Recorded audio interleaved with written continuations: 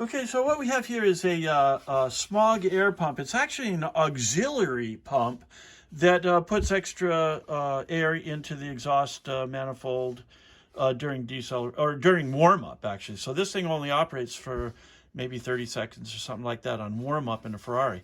Now, the pump itself is notorious for being bad. We've been working on this for a long time. We took this pump out that was sent to us. Here's parts of the impeller that were broken off and exploded inside of the unit. So this impeller goes right in there. We just happen to have an extra impeller in better shape without broken vanes. We also have another motor. This is the 12-volt motor. That's a high RPM motor that fits inside of this unit here and turns it. Now, we went through and cleaned up the motor, got all of the broken pieces out of it and reassembled. So go ahead and let's fire this thing. Got hooked up to 12 volts. It's, it's not cheap. I mean, it's drawn, 8.5 amps or so.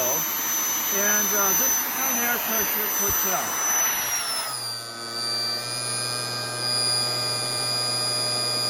So not quite, okay, go ahead and turn it off. So not quite 1.5 pounds of pressure. Now, a regular air pump that's belt driven puts out 3.5, sometimes even 4 pounds of pressure. So we hope that this, in addition to the other pump, or however it works, will give enough air to get this thing to pass smog at idle. Now, we have experimented a great deal. We have other motors that we have tried in these units. However, they draw too many amps.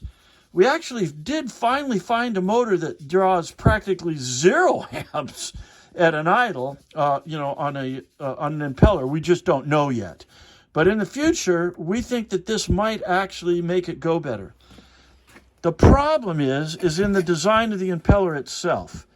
It's just not a very efficient, it's just the tips of these vanes that are actually functional in delivering air, and there is a separator in the case between suction through the motor. By the way, it sucks in and cools the motor with incoming air and then blows out through here.